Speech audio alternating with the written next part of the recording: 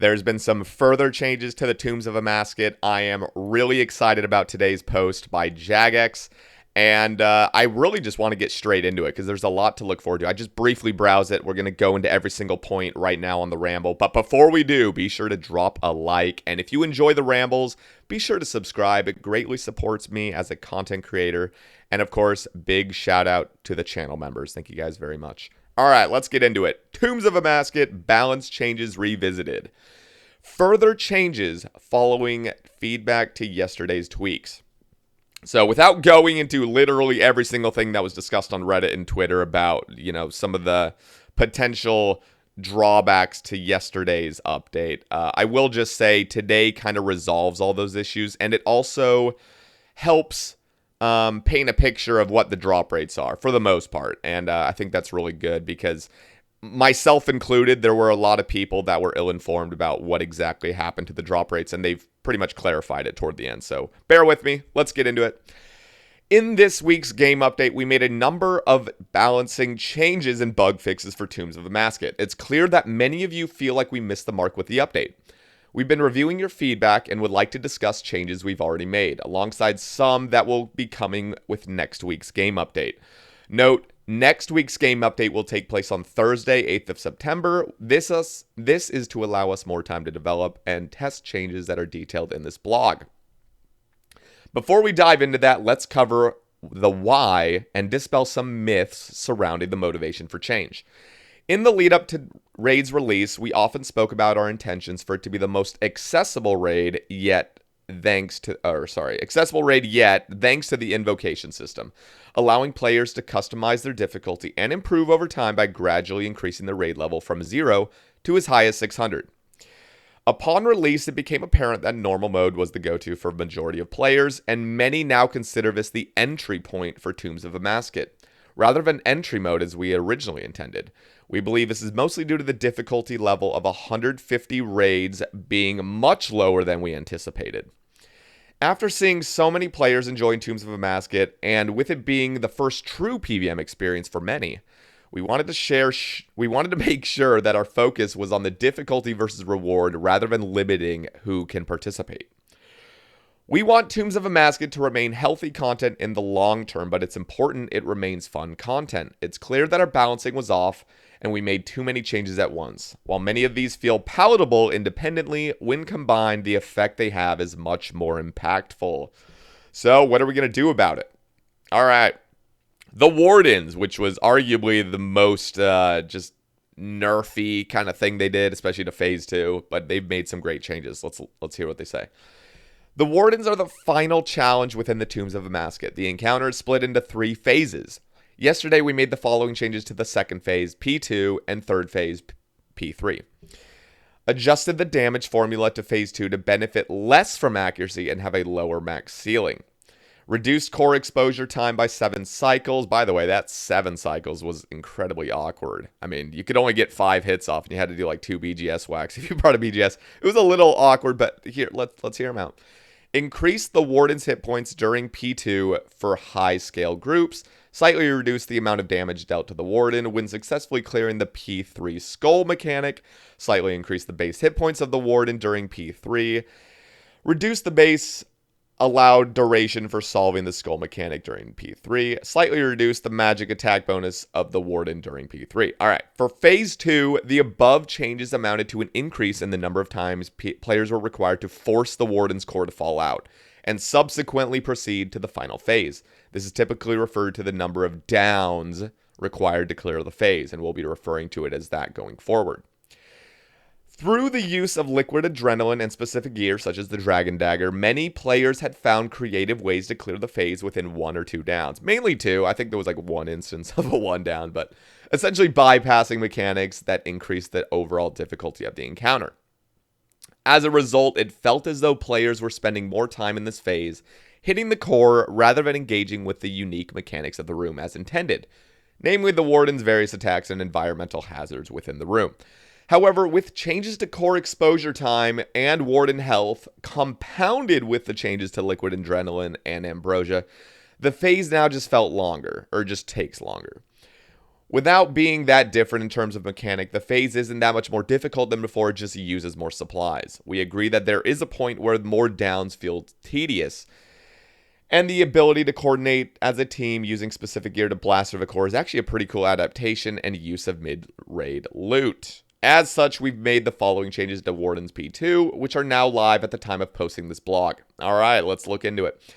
The Warden's HP, or poise, remains the same as it did with yesterday's update, but we've increased the hit points of the Warden's core significantly, reduced the hit point scaling of Warden's core when additional invocations are active by 75%, and increased the Warden's core exposure phase duration with each subsequent down. So it's literally there's going to be added ticks every single down. We're not sure exactly how many, although it's probably already solved. This would mean that the first time the core pops out, it won't hang around for long. Second time around, the core will stay for a little longer, giving well-coordinated groups an opportunity to synchronize their special attacks for a 2-down. If you're not able to finish the Warden off by the second down, each time the core is exposed, it'll remain exposed for a substantially longer amount of time, which should provide more than enough time for any player to finish the Warden off. Very cool. I think that's a great change, by the way. That would feel more natural, too. Having the Warden be weaker and having to rest for a bit longer just kind of makes sense. We hope that the above changes still provide an incentive to coordinate and be quick with your switches to secure reliable 2-downs, whilst making sure the phase doesn't last long enough to the point that it's frustrating, which it was frustrating. It was taking me like 5 downs. I had to turn on the spec. So the spec invocation, by the way, this is like a little tangent, is turned back on for me because holy shit, the P2s were just abysmal. They were fucking awful. So, and it does feel a lot better. And Liquid Adrenaline also got a buff, so let's hear it. It's coming up. Some groups felt that we overdid the time reduction for this mechanic, while we don't think this needs a full revert. Okay. Sorry, I missed one paragraph about the skull mechanics. Basically, yeah, if you were to miss like one tick in an expert solo, you were going to take like a fucking 70 to the dome. Or larger, it depends on the phase. I did realize that. I had literally missed one tick, and I got fucked. So basically, they're adding an additional 2 to 3 cycles just so it's not overwhelmingly punishing.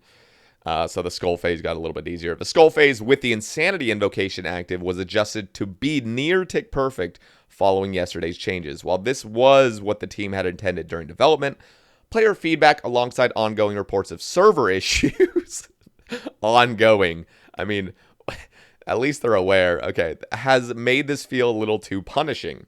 We've reverted this change fully, so any would-be insanity enthusiasts should find this now to be the same as when it was on release. That's great. Mid-raid loot.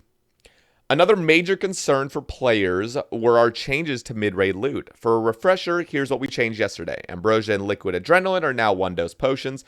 Liquid Adrenaline now rarely shows up in the Chaos Pack.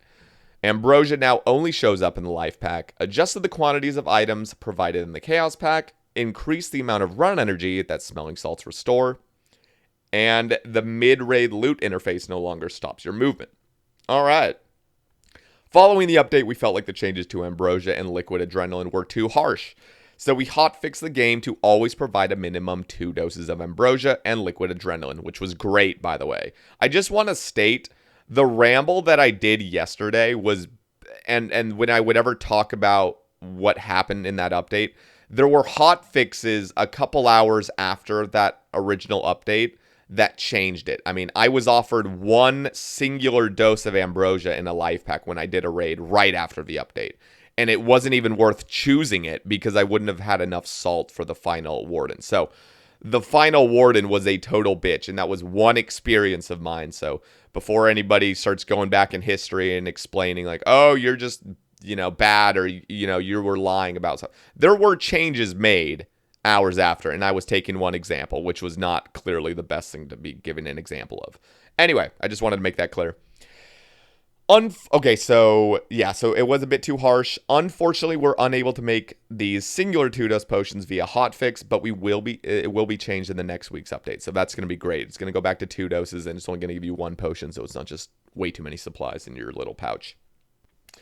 Moving Ambrosia to the life pack was a decision made. By the way, that was a good decision. It is kind of cool that you choose power and life for the most part. That does feel a little bit, it makes more sense in my opinion. So yeah, I think that makes sense. I don't know if last Ramble I had said it was a little bit harsh. It feels good now. I'm just saying. Okay. Many players were opting for power at every opportunity to maximize their damage output. Yes, exactly. While we wanted to encourage a little bit more decision making, it seems as though the choice now is almost always power followed by life, which it is. As such, we've made the Chaos Pack a little bit more tantalizing by occasionally offering some Ambrosia or liquid adrenaline, making it more worthwhile choice depending on your supplies. I think that's great.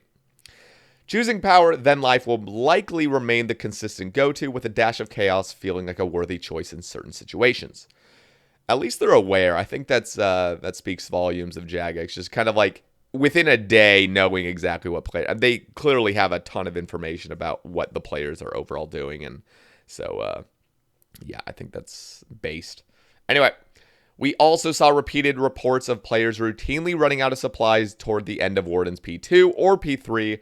While we don't want Ambrosia being used to brute force challenging sections of fights, we'd like to find a healthier balance where you don't have enough supplies to pull through. As a result, we've buffed the life pack to contain a higher quantity of supplies. Since Nectar, which is the bruise, and restores, I think they're both called Nectars, sets a small attack delay and reduces your stat. Oh, maybe it is just the bruise, actually. And reduces your stats. There are drawbacks to using it over Ambrosia. We'd like to help players feel more confident in having supplies to go the distance if they're willing to make use of Nectar to keep themselves topped up at the expense of a little DPS. This should mean fewer deaths due to running out of bruise, whilst ensuring Ambrosia does not remain the meta by a significant margin. With the changes to liquid Ambrosia doses, players feel as though they need to save them exclusively for Wardens. We've adjusted liquid adrenaline to give it a bit more oomph by increasing the duration that a single dose lasts from 30 seconds to 150 seconds. That is phenomenal. That is a fantastic change. I have to just say that. It's fantastic. That's going to be so much fun using it in other rooms, especially if they're going to give us like more doses. Potentially the Chaos Pack will have like, well, I guess it'll still be Power Pack that'll have the most, but that sounds exciting. I'm not going to lie. That sounds exciting. Although 150 seconds, it really is only going to get a ton of use if you have a light bearer ring, because, I mean, if you're in a normal room drinking that shit, you're just going to go down to 0 spec, and you're just going to have to, like, wait for it to regen. So light bearer ring is definitely given a buff passively through this update. This means that a single dose should generally be active for us, or for as long as you need it, with the potential of it even being able to use between rooms in some scenarios. We will keep monitoring how players use liquid adrenaline going forward, and will make changes if we feel it's necessary. Drop rates. We received a lot of feedback regarding our drop rate changes and the ambiguity of our description. In case you missed it, here's what we wrote yesterday. Slightly reduce the base drop chance for tradable uniques. Slightly increase the effect the raid has on tradable unique drop rate. Alright, while we're not going to release full rates at this time, we should have been less vague yesterday. Many of you felt as though we were significantly nerfing 150 raid level drop chances in favor of endgame players at 300 plus.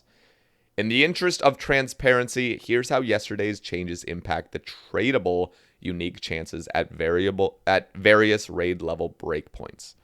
Alright, let's hear it. Uniques at raid level 150 are 12% rarer than before, meaning that if you were expecting to see a drop every 20 raids before the change, you'd likely see one every 22.4 raids after the change. So, let's talk about this real briefly. With crowdsourcing, the first week of release, people were anticipating that a 150 raid was about a 1 in 45 shot of getting a unique. It seems as though with a 12% buff, it's likely a 1 in 50 now.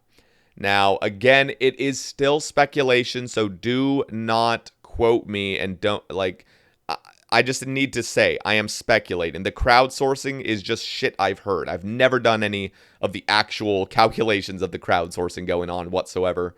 But if it is pretty accurate that it was a 1 in 45, it should be about a 1 in 50 now.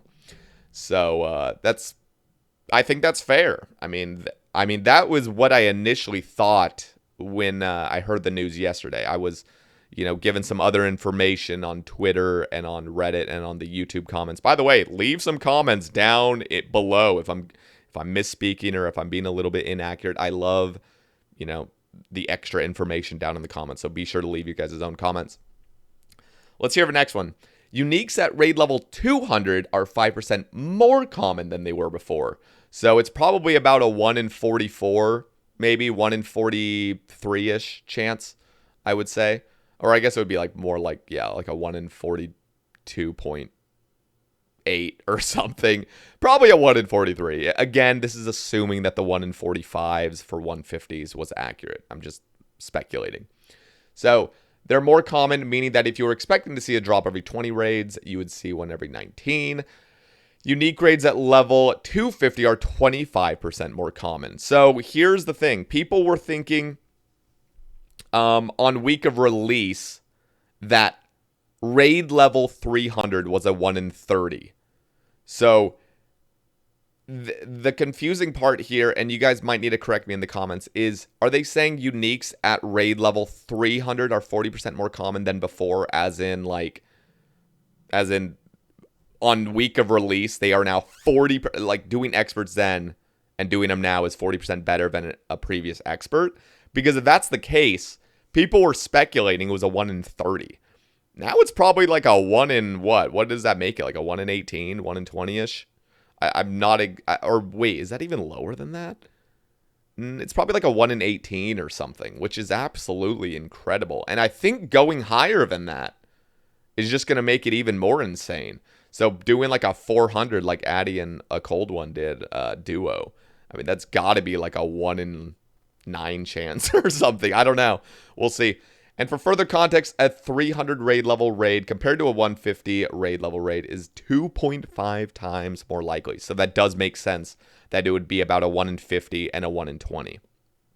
So yeah, that definitely is incentivizing doing experts a lot more. And I love the transparency that Jagex just gave right here, because I think that people, in my opinion, it is healthy to try to push for a higher invocation, as long as it remains fun. I mean, doing 340s was not fun.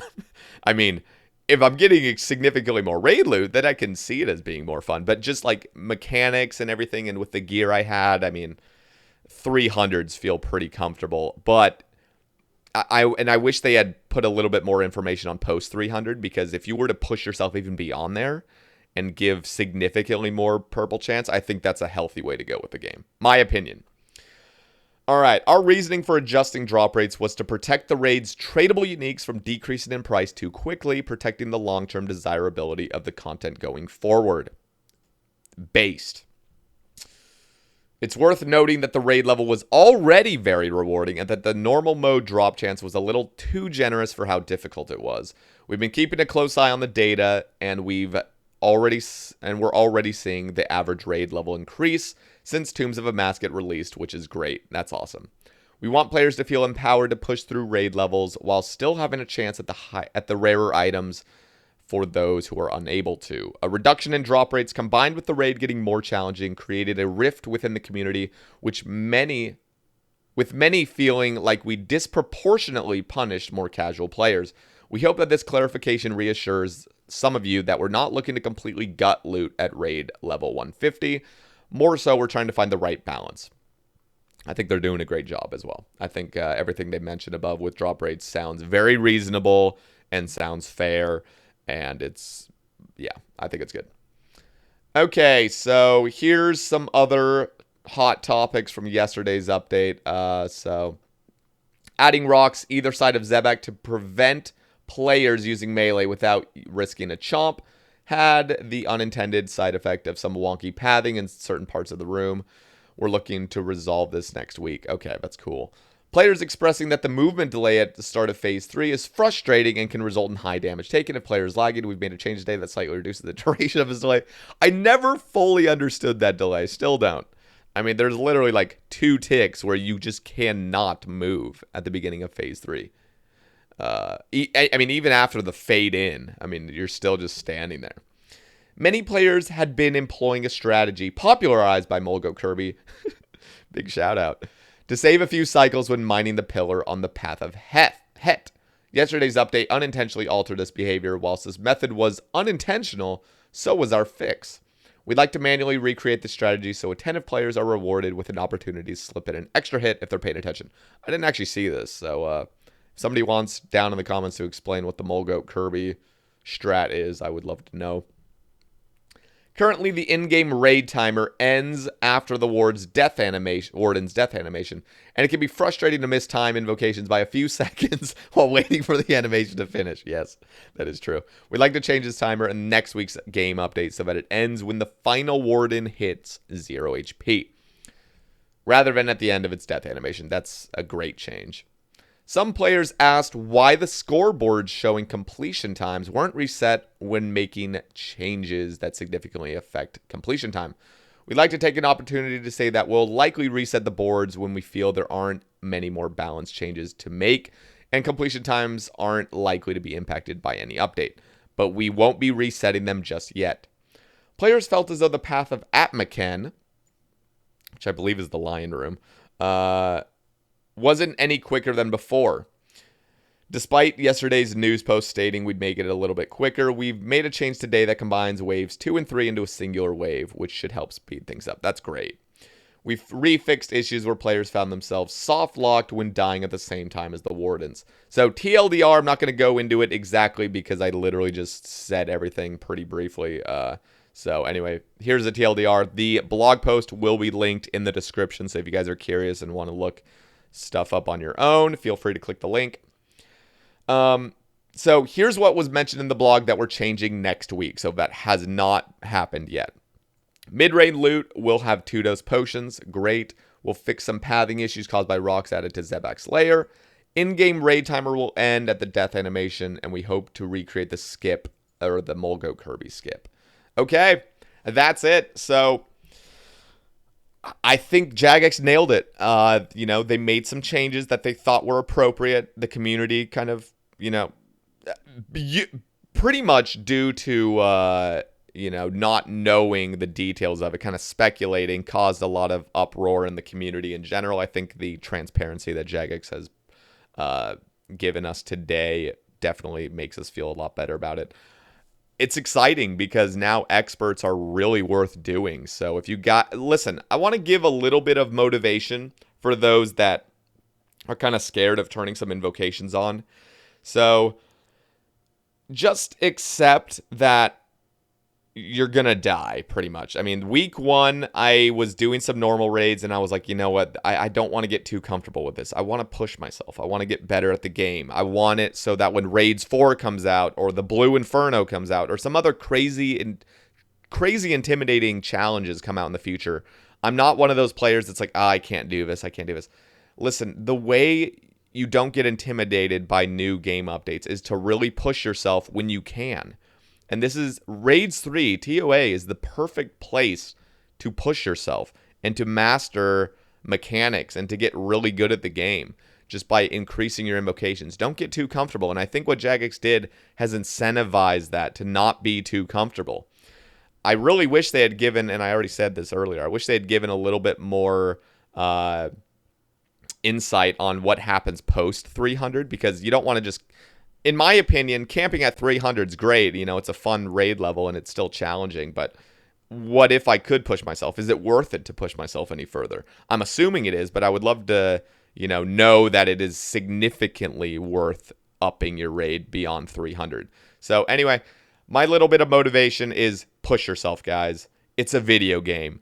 It's nothing in this video game is too hard. Now, obviously I'm generalizing the player base. This is assuming, you've had a little bit of experience. You have good stats. You have good gear, which can be obtained. It's RuneScape. It's an MMO. Shit takes time. But push yourself.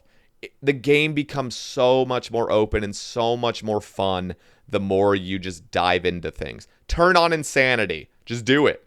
It's fun. You'll die a few times. It's fucking fun, though. You give it like 5 or 10 raids, you're going to be comfortable as hell. It's going to just be muscle memory. But you have to take that leap and turn it on. Anyway, that's my little statement at the end. A little cringe, but hopefully it maybe inspired one or two of you that are listening. Thank you guys, as always, for listening to the rambles. It really is awesome to have an audience that listens to me. It feels good to just be able to speak and have, a few thousand of you comment and things like that. It really is a cool position that I'm in, and I thank you guys for supporting my channel as always. Thank you guys very much. Have a great day. Good luck on some purples out there, and I will catch you guys in the next one. Peace.